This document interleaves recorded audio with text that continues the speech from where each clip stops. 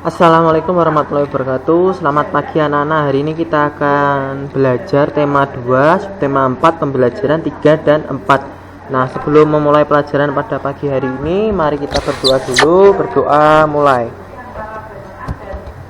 Berdoa selesai. Oke, anak-anak, kita akan bahas pembelajaran 3 dan 4 ya. Ini pembelajaran 3 dulu. Bahan-bahan yang digunakan untuk membuat karya seni. Bahan-bahan untuk membuat karya seni yaitu bahan alam, bahan buatan, dan barang bekas. Nah, bisa dilihat anak-anak yang ini tulisannya bahwa kalian itu bisa membuat karya seni itu dari bahan apa saja, yaitu bahan alam. Bahan alam ya seperti padi, biji-bijian, jagung, terus kacang-kacangan dan lain-lain. Terus bahan buatan ini seperti apa? Yaitu kalian membuat bahannya, terus akhirnya menjadi sebuah karya seni. Terus barang bekas seperti apa ya? Botol dijadikan sebagai mobil-mobilan, terus hiasan, vas bunga, ya itu ya. Kita lanjut ke slide selanjutnya. Nah, di sini kita akan bahas bahan alam dulu. Bahan alam adalah bahan yang berasal dari alam, misalnya daun, biji-bijian, kayu, dan bambu. Nah, kalau dari daun Pak, kita bisa buat apa?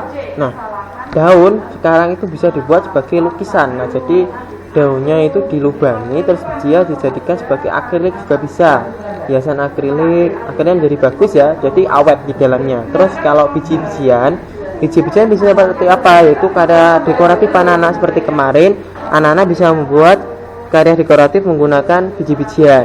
Nah, lanjutnya adalah kayu seperti apa? Ya bisa jadi kerajinan, ya bisa jadi kursi, meja, terus patung, dan masih banyak lagi. Terus bambu bisa buat apa? Layang-layang, terus masih banyak ya. Selain layang juga ada lagi. Dan lanjut lagi kita slide selanjutnya. Nih, bahan buatan adalah bahan yang dibuat oleh manusia, misalnya plastik, logam, dan besi. Ini bisa dilihat bahan buatannya ini adalah manik-manik ya. Nah, jadi ini menggunakan alat dulu anak-anak, kita tidak bisa menggunakan dengan tangan. Nah, jadi bahan buatan ini seperti plastik, logam, dan besi pasti ada proses pembuatannya dulu, baru kita bisa menghias. Nah, ini ada manik-manik ya. Terus lagi contohnya seperti pop-it nih tuh. Pop-it itu juga salah satu bahan buatan dari karet ya. Terus masih banyak lagi contoh-contohnya yang lainnya. Kita lanjut ke slide selanjutnya, yaitu barang bekas. Barang bekas adalah barang yang sudah tidak terpakai tetapi masih bisa digunakan kembali. Misalnya kaleng, kain perca, kardus, dan botol plastik. Ini bisa dilihat adalah bahan-bahan dari barang bekas ya. Ada kaleng, ada botol, ada kain perca, kardus, dan botol plastik. Pak, kalau kaleng bisa digunakan untuk apa? Bisa dijadikan sebagai hiasan atau mobil-mobilan juga bisa, kapal-kapalan. Terus sebagai alat telepon telepon tradisional dulu kalau zaman bapak itu kaleng-kalengan atau botol itu dibuat sebagai telepon anak-anak. Jadi gimana caranya membuat telepon itu? Yaitu seperti benang. Nah, benangnya itu nanti ditalikan, ujungnya itu ditalikan sebuah biting atau bambu kecil gitu, terus dimasukkan di lubang dulu. Nah, bisa dijadikan telepon. Jadi kita halo gitu kedengaran lewat jadi kedengaran gimana? Lewat benangnya itu.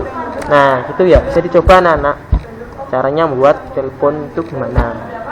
Nah, itu bisa dicoba di rumah ya. Kita lanjut ke slide selanjutnya. Pecahan sederhana lainnya. Sekarang perhatikan contoh pecahan sederhana lainnya berikut. Ingat, bagian yang arsir adalah bagian pembilang. Nah, kemarin kita sudah bahas ya, ini bisa diingat-ingat ya. Yang atas itu adalah pembilang, yang bawah itu adalah penyebut. Nah, dihafalkan ya, yang bawah itu penyebut, yang atas adalah pembilang. Itu. Ntar kalau mau dikit ya anak-anak ya. Yang atas adalah pembilang, yang bawah adalah penyebut. Nah, ini seluruhnya ada 4 kotak. Banyak kotak yang diarsir ada 3. Bagian yang diarsir dapat dinyatakan dengan pecahan 3/4. Nah, yang atas itu pasti yang diwarnai ya. Yang atas pasti yang diwarnai, yaitu pembilang. Kalau yang bawah itu penyebut. Nah, ini yang diwarnai ada berapa? 1, 2, 3. Nah, berarti tulis 3. Terus yang bawah yang penyebut itu yang mana? Yaitu dihitung semuanya, yang diwarnai dan yang tidak diwarnai. Ada berapa ini? 1, 2, 3, dan 4. Berarti jawabannya adalah 3/4. Kita lanjut ke slide selanjutnya. Nah, di sini ada sebuah pecahan juga, nanti anak-anak langsung dijawab di kolom komentar aja. Jangan lupa untuk namanya ditulis dan langsung dijawab. Namanya siapa langsung dijawab itu ya. Terus lanjut ke slide selanjutnya. Di sini pembelajaran 4, menulis cerita sesuai gambar. 1. Perhatikan urutan dari cerita bergambar. Nah, jadi caranya langkah-langkah membuat penulis atau cerita sesuai gambar itu yang pertama ini. Perhatikan urutan dari cerita bergambar. 2. Catat informasi-informasi, situasi, serta kejadian yang ada pada gambar. 3. Buatlah kalimat-kalimat berdasarkan informasi-informasi yang kamu tentukan atau kamu temukan. Buatlah kalimat dengan kata-kata yang baku dan kalimat efektif. Selanjutnya, rangkailah kalimat-kalimat tersebut menjadi sebuah cerita ya. Jadi ini adalah langkah-langkah menulis cerita sesuai gambar. Dan jadi seperti itu. Kita bisa menulis cerita dari sebuah gambar aja ya. Jadi kita itu bisa memaknainya gimana itu gambar itu gimana, ceritanya gimana itu bisa. Kita lanjut ke slide selanjutnya. Sini keberagaman profesi dan perannya dalam kehidupan sehari-hari. Ini ada profesi adalah bidang pekerjaan dengan keterampilan tertentu. Nah, jadi contohnya seperti apa? Seperti guru, seperti dokter, seperti polisi. Itu adalah suatu profesi-profesi ya. Jadi dia itu harus menempuh pendidikan dulu baru dinamakan profesi. Nah, kalau pedagang Pak, pedagang itu apakah profesi? Bukan, karena setiap orang pasti bisa menjadi pedagang, tapi tidak kemampuannya tidak sesuai kadang lebih kekuatan dia bertahun-tahun sebagai pedagang. Jadi ingat-ingat ya anak-anak, profesi itu adalah pekerjaan dengan keterampilan tertentu, contohnya guru, polisi, tentara, dan masih banyak yang lain. Kita lanjut ke slide selanjutnya. Oke.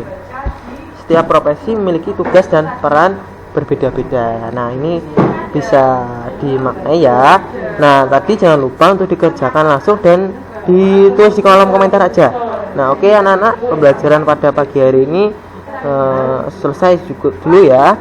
Jangan lupa tetap belajar, semangat, tetap di rumah aja, patuhi protokol kesehatan ya. Terima kasih. Wassalamualaikum warahmatullahi wabarakatuh. Dadah, berjumpa lagi besok.